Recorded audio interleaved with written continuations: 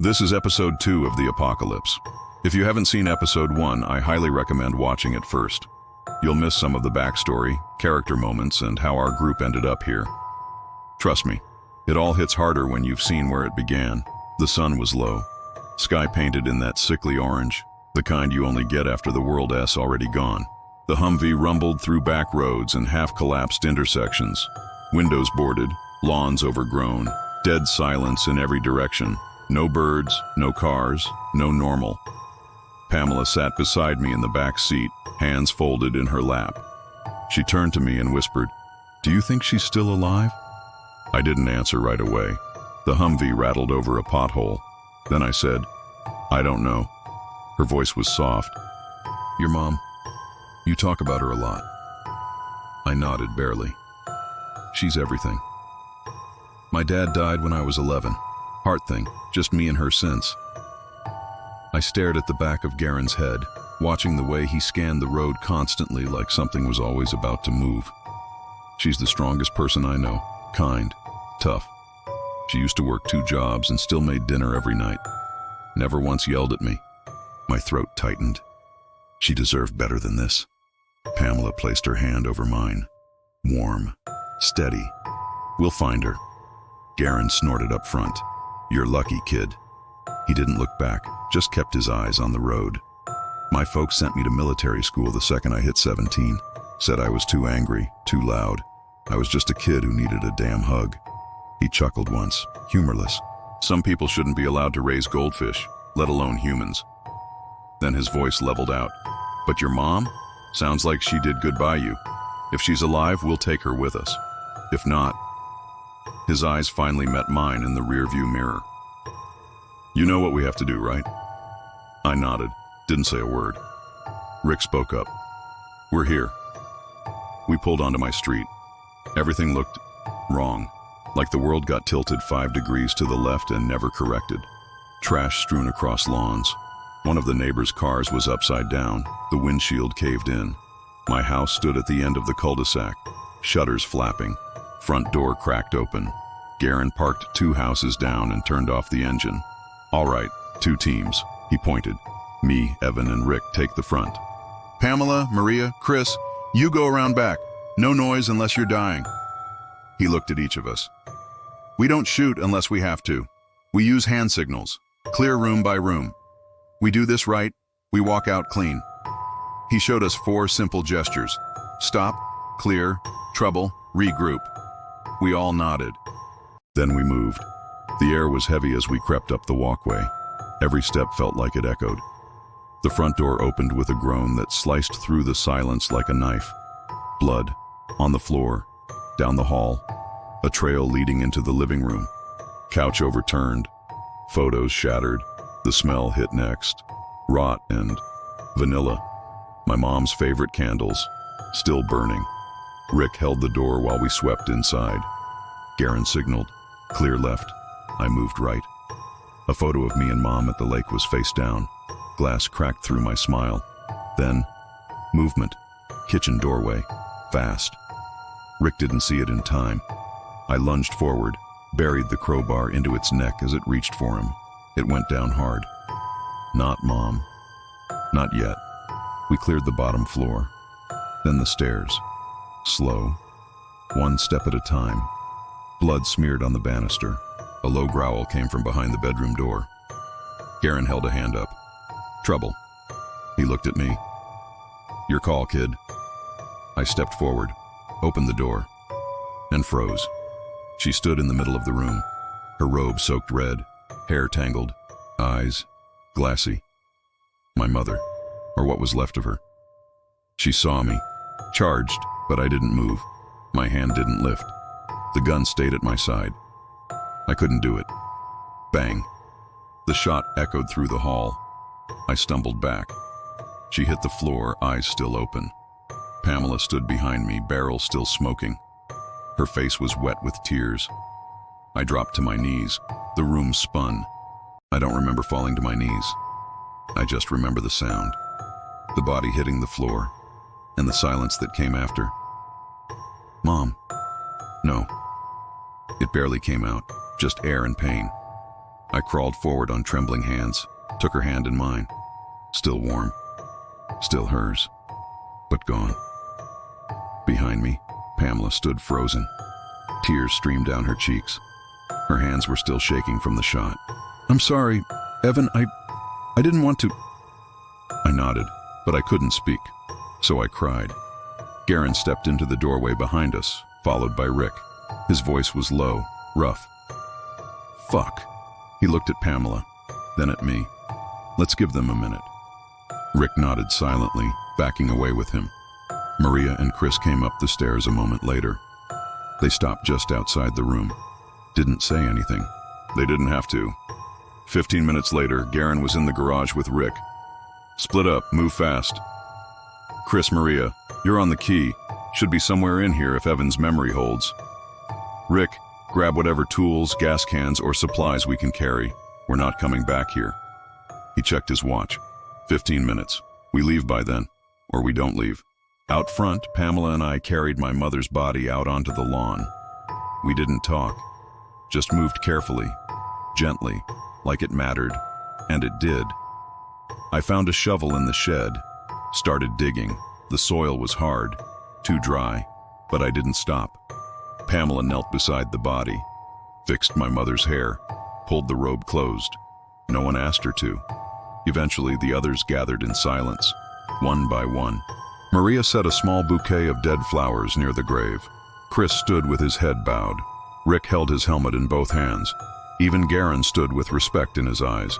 I climbed out of the hole, looked down at her one last time, and said, "Thank you for everything." I stepped back. Pamela took my hand, and we buried her. The road was almost peaceful.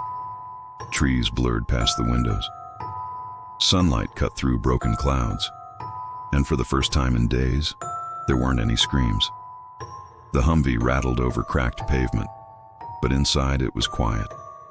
Comfortable even. Pamela leaned her head on my shoulder, eyes closed but not asleep. Maria sat up front with Garen, messing with the radio, all static. Chris dozed with a crowbar across his lap, mouth slightly open. Rick picked at a protein bar like it was made of rubber.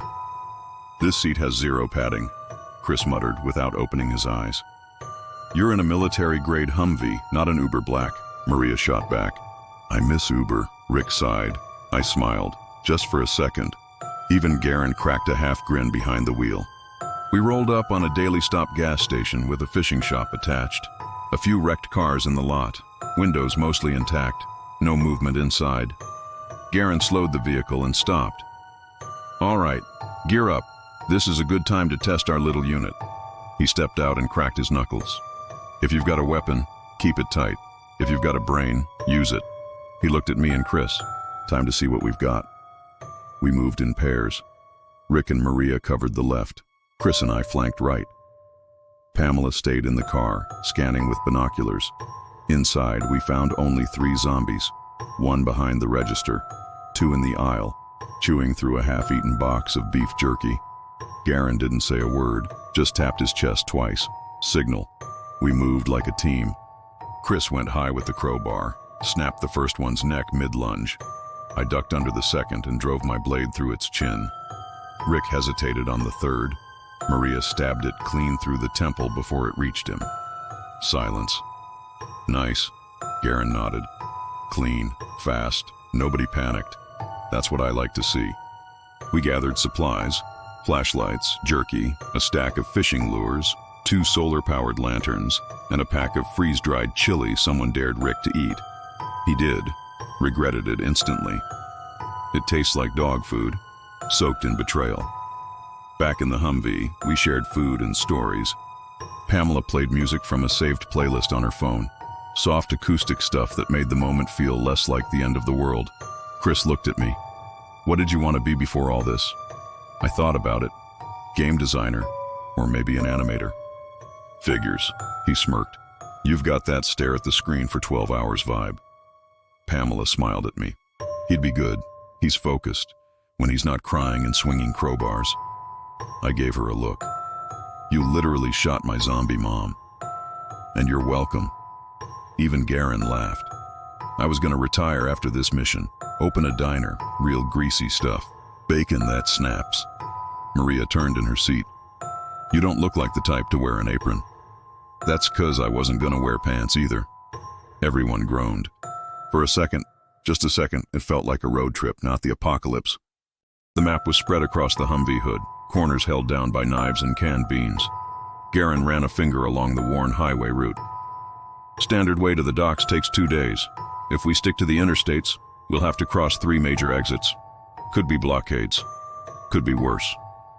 Maria squinted at the page. But this road, she tapped a thin red line, winding between wooded hills. If we cut through here, we could shave almost a full day. Chris frowned. That's a logging route, narrow, probably wrecked. Yeah, Garen said, but less chance of seeing people. And less people means less biters. We all looked at each other. Then I nodded. We vote shortcut? Pamela, shortcut. Chris, shortcut. Garen, shortcut. The Humvee rolled off the highway and into the hills. The road narrowed. Trees leaned in. Everything felt closer, claustrophobic.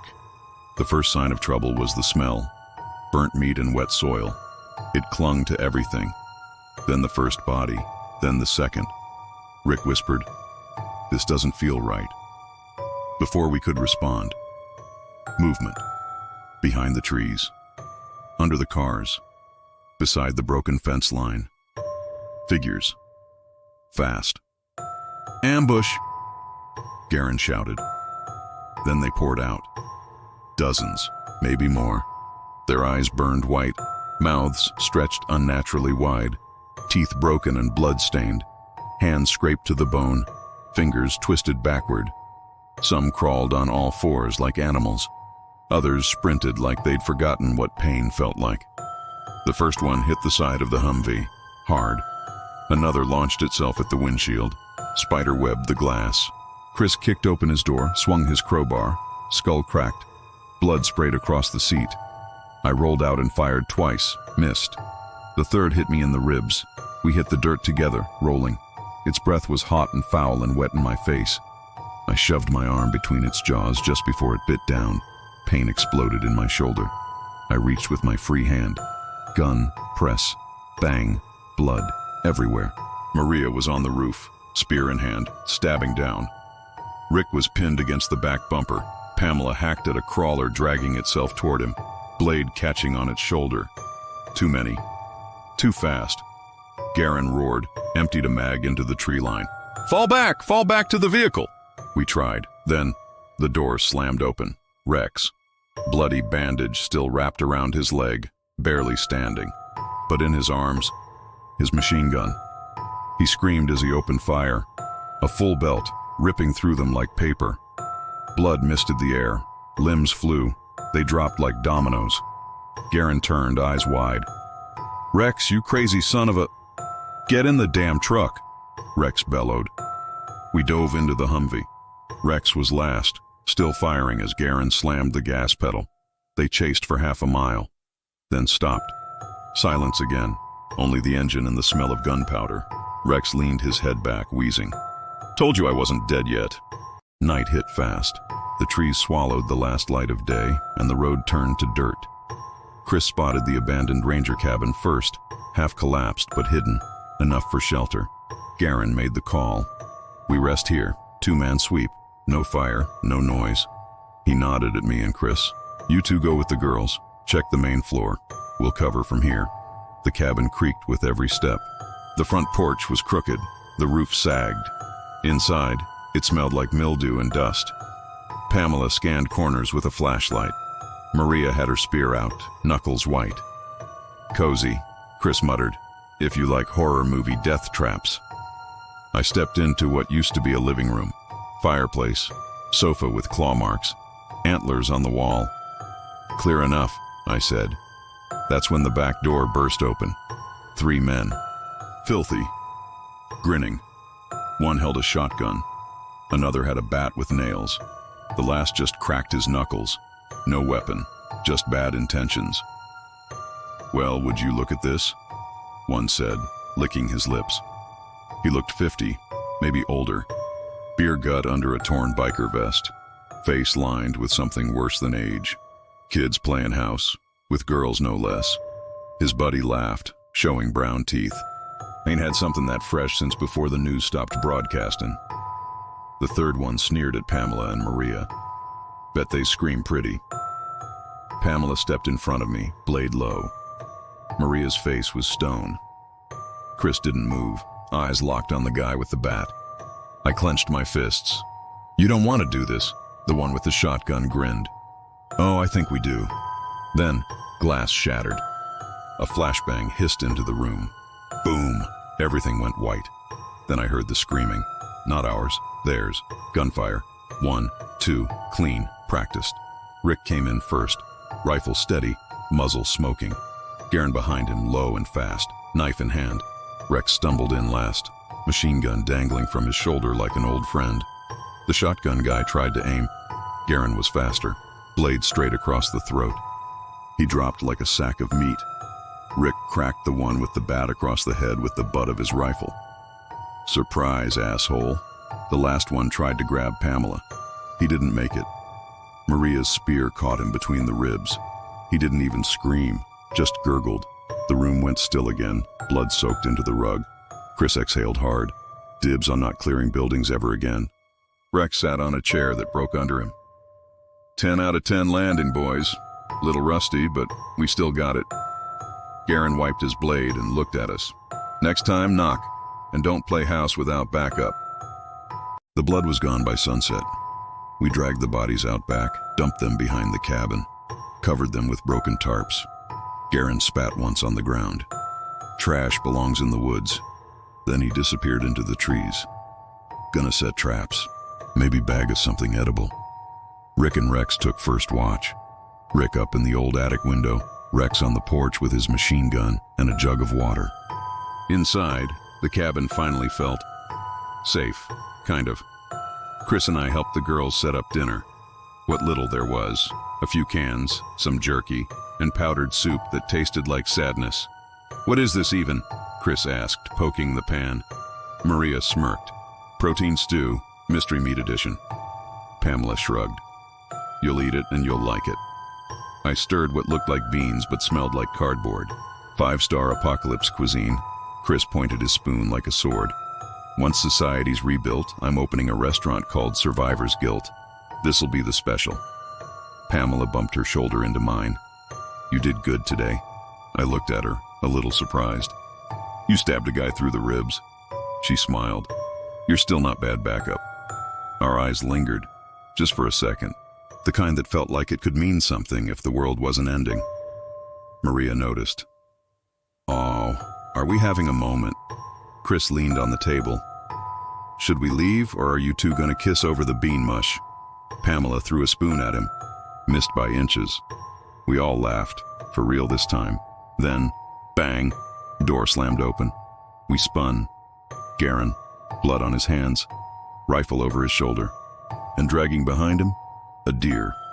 Dinner's here, he said. Everyone rushed in. Maria's jaw dropped. Where did you even? Old snare trap. Lucky break. Saw movement, took the shot. He dropped the deer on a tarp. Evan, Chris, grab knives. We feast tonight. We helped skin the deer out back. It was rough, but Garen walked us through it. Slice down the belly. Careful of the guts. Don't pierce the bladder unless you want everyone to hate you. Chris gagged once. I pretended I didn't. The meat sizzled in a pan over the fire pit. The smell was heaven. Maria leaned in. We should dry some. Jerky for the road. Pamela nodded. We've got salt packets from the gas station. We can cure a little. That night, full stomachs and full hearts, we sat around the flickering flames. Rex dealt cards with a crooked grin. House rules. Winner picks who has night watch. Rick, I swear, if I lose again. Chris, you always lose. It's tradition. Pamela looked at me and smiled. Don't worry, I'll watch your back. And for the first time in forever, we laughed, we played, we forgot, even if just for one night. Clang, clang, clang. The sound of a metal pan being smashed by a rifle butt filled the cabin like a shotgun blast. Rise and shine, sunshine! Garen's voice cut through dreams like a machete. I shot upright and nearly fell off the bunk. Pamela groaned into her sleeping bag. Chris rolled over and muttered, "Tell my corpse to wake up at a more reasonable hour." Maria chucked a boot at the wall. "What time is it?" Garen didn't answer. He just yelled again, "All of you, outside, now." We stumbled into the cold morning air, still half asleep and blinking against the sunlight. Rick leaned against the wall, yawning like his jaw might detach. Rex was stretching, already annoyed. "What the hell is this?" Rick muttered. "Feels like we enlisted." Garen turned on them. "What are you two laughing at? You're joining too." Rex's smile vanished. "Aw, man." We lined up like mismatched action figures, some in boots, others barefoot, Chris still dragging his crowbar like it owed him money. Garen paced in front of us, arms behind his back, voice sharp. "You want to survive out there? You don't need luck. You need discipline, strength, reflexes." He stopped in front of Rick, then Maria, then me. "Today I drill everything I know into your soft civilian skulls. This isn't for fun. This is for your lives." Chris raised a hand, half joking. "Permission to crawl back into my grave?" Garen ignored him. "Now drop. Push-ups, until I say stop." Groans echoed through the forest. Pamela whispered, "He's not serious." "Oh, I'm very serious." The ground was cold. Dirt, rocks, something squishy under my right palm. Chris collapsed after 6. "I hate everything." Maria was still going, counting under her breath, eyes locked forward. Pamela, "My arms are going to snap off." Garen, "They better, or I will." He circled behind Rex. "Your form is trash." Rex grunted, sweat already dripping. "I was shot in the leg, you maniac. And I'm still faster than you." After push-ups came the running. Up the hill, around the cabin, through the mud. Twice. By the end, Rick was wheezing like a busted AC unit. Chris dry-heaved behind a tree. I collapsed on the steps. Pamela laid flat on the grass, arms spread. "Is this what dying feels like?" Garen finally let out a small, wicked grin. "No, this is what living feels like." We packed fast. Blankets rolled, fire doused, deer meat salted and sealed in foil. Everyone moved like they'd done this before. No wasted steps. Chris unfolded the map across the Humvee hood. "All right, we've got half a tank. Doc's still a day out. What's the move?" Maria leaned over his shoulder. "Still gotta pass through Cold Hollow Ridge. That'll be tight." Pamela pointed lower on the map. "We're low on gauze and antibiotics. Maybe swing through this little clinic marked here?" Garen didn't speak yet. He was watching Rick reload mags beside the truck. "You low?" Rick snapped one into place, popped it out, checked it again. "Down to 4 mags, 2 spare clips, 35 rounds per mag, 2 smoke, 1 flash, 0 grenades." Garen nodded, turned to Rex. "You?" Rex tapped his vest, then the side of the Humvee. "Bare bones. We need a resupply, fast." He looked at the others. "No rounds means no second chances." Chris raised a hand. "Gun store." Everyone looked at him. "Hawthorne Sporting Goods. Visited it last summer with my dad. 25 minutes out, if we cut through Route 14. Pamela, think it's still standing? Chris, it was half bulletproof glass and run by a guy who built a tank out of a lawnmower. Garen smirked. Sold. 25 minutes later, we pulled up slow. The store was still there. So were the dead. Zombies. 20, maybe 30, crowding the front entrance. Some just stood still, twitching in place. Others scraped at the walls like they could smell metal. Inside the Humvee, silence. Then, Pamela whispered, "So how are we getting past that?" I pointed at the side of the building. "Fire hatch leads to the roof." Garen followed my finger, squinted. Then his face lit up. "Rex?" Rex groaned. "OF, not bob and weave." "Oh yes." "Chris, what is bob and weave?" Garen just smiled. "You'll see. The plan was simple, stupid, insane, and it worked. Rick was the fastest. He bolted out of the truck, scaled the drainage pipe, and climbed onto the roof like a cat. We watched from cover. Then, he screamed, loud, "Hey, deadheads! Dinner's up here, you ugly freaks!" He stomped, clanged his boot against the metal, fired one shot into the air. Every head turned. The horde groaned, then moved. All of them, like a tide of rot, swarming to the side of the building. "Move, move, move," Garen called. We sprinted to the back, crowbar wedged in the rear loading dock. Door opened with a slam. Inside, ammo, rifles, boxes stacked to the ceiling, guns that looked illegal even before the world ended. Chris grabbed a shotgun. Maria found a crate of flashbangs. Pamela picked up a scoped rifle and didn't even blink. Rex held up a machine gun with a cracked grin. "Oh, baby, Daddy missed you." We loaded everything into duffel bags. Garen grabbed grenades. Rick dropped in through the roof hatch, out of breath but smiling. Did we win? Garen clapped him on the back. Bob and weave, boys and girls. It never fails. We were half a day out from the docks when the road died. 20 cars, some flipped, some fused together with rust and fire. Not a chance in hell of driving through. We all stood at the edge of the pileup, staring at the twisted wreckage. Chris kicked a hubcap.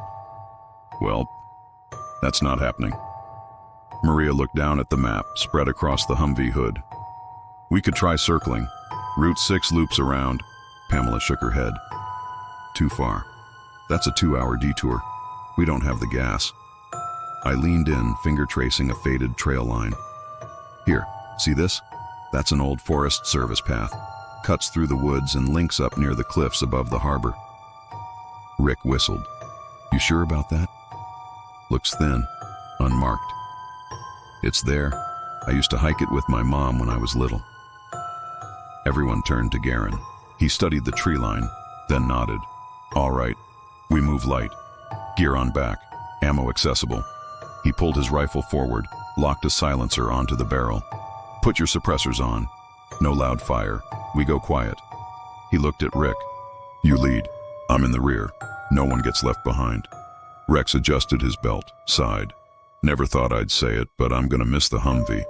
We grabbed bags, slung weapons, locked in. Boots hit dirt, and the woods swallowed us. The path was barely there, just flattened underbrush and hints of old markers nailed to trees. The fog rolled in fast, low, cold, curling around our ankles like it wanted to drag us under. Branches snapped somewhere ahead, or behind, or both. Rick raised a fist. "Stop." We froze. A shape limped between trees 20 yards ahead, groaning. Its head twitched like it was stuck in a loop. One arm hung useless, the other dragged a blood-soaked teddy bear. Garen signaled with 2 fingers, "Aim for the head." Pamela steadied her rifle. Puffed. One clean shot through the skull. The thing crumpled without a sound. We kept moving. The woods felt like they were pressing inward. Fog choking the space between every tree. Birds gone. Air too still. Another groan. Closer. 2 infected this time. One crawling with shattered legs, the other blind in one eye and fast. Maria stepped up, jabbed her blade through the crawler's skull. Rick took the fast one with a suppressed burst. "Stay tight," Garen called from the back. We jogged in formation. No talking, only breath. Boots. The sound of safety straps bouncing against gear, and the occasional grunt of something dying again. The forest kept getting darker, the path thinner, but the docks were close now. We could almost feel the ocean in the air. We saw the water first, a strip of gray-blue beyond the trees. The forest spat us out into a clearing of cracked pavement, broken fences, and a sign swaying in the ocean breeze. Port Haven, boat yard, no trespassing. The dock stretched out ahead. Old wood, metal crates, scattered fishing equipment, and at the very end, the boat. Rusty, dented, ugly, but real. It was still there. Chris laughed under his breath. "I can't believe it." "Don't," Garen said sharply. He crouched low, swept the area with his scope. "Something's wrong." Pamela pointed. "There, the warehouse. Large, half collapsed. Its metal siding curled like paper. Inside, shapes. Still, too still." We stepped forward, slow, quiet. Then we heard it. Not a groan, not a growl, a voice, low, broken, but speaking. "Yo you, D-O-N-T, B-E-L-O-N-G." A figure stepped out of the shadows, 7 feet tall, rotting flesh stitched with chains and barbed wire, its skull partly exposed. metal bolted to bone. But its eyes were alert, focused. It was watching us. Behind it, the horde came. 50, maybe more. Not shambling, marching, organized, waiting for the signal. Garen didn't hesitate. "Take cover!" We dove behind crates and hulls. "Rick, suppression left. Chris, high ground." Shots rang out. Suppressors popped, but they kept coming.